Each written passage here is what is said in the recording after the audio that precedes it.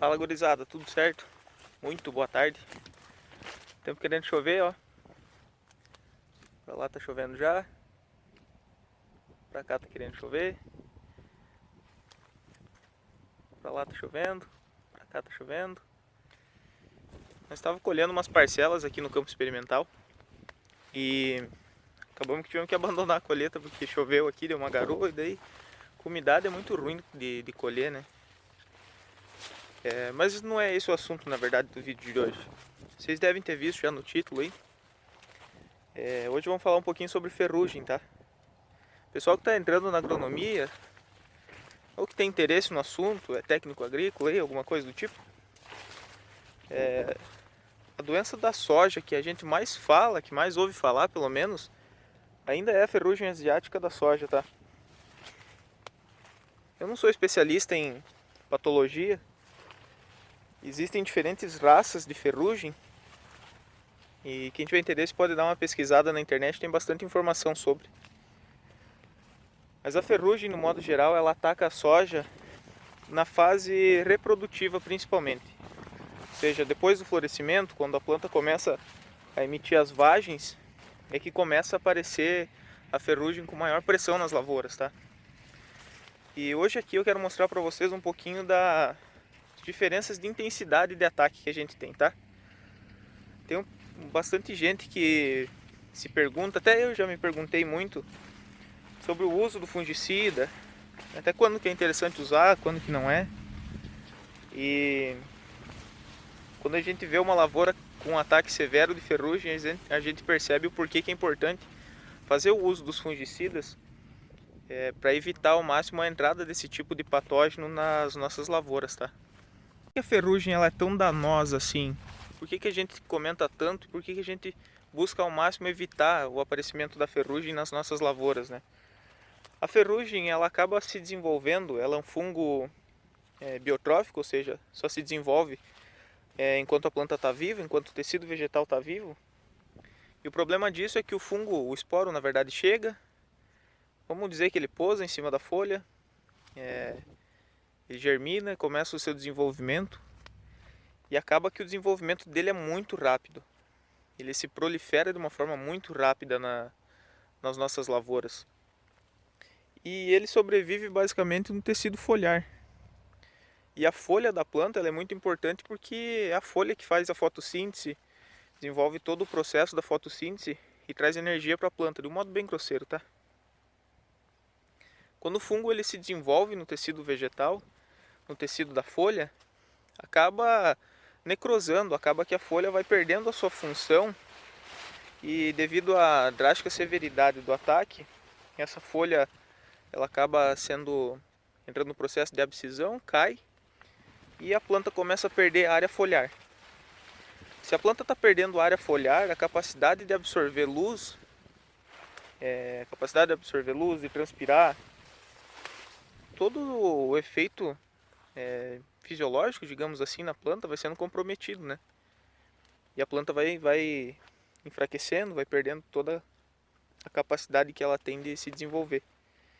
Como ela é uma planta que ataca, como ela é um patógeno, a ferrugem, né, um patógeno que ataca as fases reprodutivas principalmente, com mais agravante, digamos assim, com maior intensidade na fase reprodutiva, acaba que essa é uma fase que a gente precisa muito do tecido foliar, já que vai ter o grão para encher, que é o que mais importa para nós, né? Então se a planta não tiver folha para produzir energia para encher o grão, a gente vai ter perda de produtividade. E acaba que quando o ataque é muito severo, a perda das folhas acontece muito prematuramente, muito cedo. Então a planta está com as vagens recém-formadas, começou a encher grão, já perdeu as folhas, e daí como é que vai encher esses grãos aí? A perda de produtividade é muito significativa, é muito grande. Então vejam, aqui é uma área de ensaio, né? Tem diferentes protocolos, diferentes tratamentos aqui para o controle da ferrugem, mas a pressão esse ano foi muito grande, indiferente do produto que a gente usou.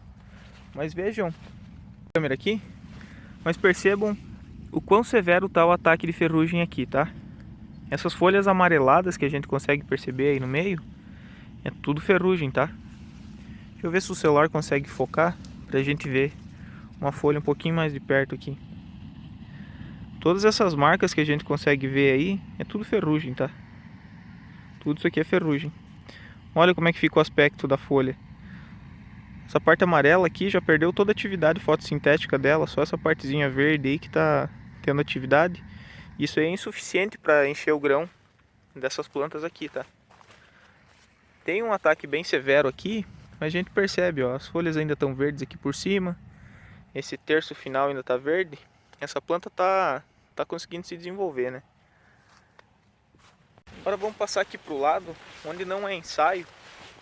E a gente deixou soja sem fazer a aplicação de fungicida, tá? Essa é uma soja um pouco mais nova. Essa aqui é uma soja um pouco mais nova. E essa soja aqui tá num R5.3, R5.2 por aí. Começando essa fase de enchimento de grãos, mas não foi feita a aplicação de fungicida. Percebam aqui, ó, a diferença de cor que a gente tem. Aqui no ensaio, aqui no meu ensaio, onde foi feita a aplicação de fungicida, indiferente dos tratamentos, mas todo mundo aqui tem fungicida. E olha o quão mais amarelo está essa soja aqui, ó, onde não foi feita a aplicação de fungicida. Quando a gente vê mais de perto, percebo que é muito mais fácil, muito mais fácil de fazer a visualização da ferrugem, olha. As plantas bem amareladas, tá? É uma planta feia pra gente ver. Tem essa cor meio bronzeada que aparece na imagem. Tudo isso aí é sintoma de ferrugem, tá? Olha as manchas amareladas que a gente tem aí. Tudo isso aí é ferrugem. Aqui a gente consegue perceber a divisa, ó. Nesse lado esquerdo a gente tem a aplicação dos fungicidas e aqui na direita não. Isso aqui é efeito do ataque de ferrugem, tá? Vamos ver se para baixo aqui facilita um pouco a visualização. Perceba a diferença de cor. Isso aí é todo efeito da ferrugem, tá? Mas vamos um pouco mais além. A gente não está satisfeito com esse ataque aqui.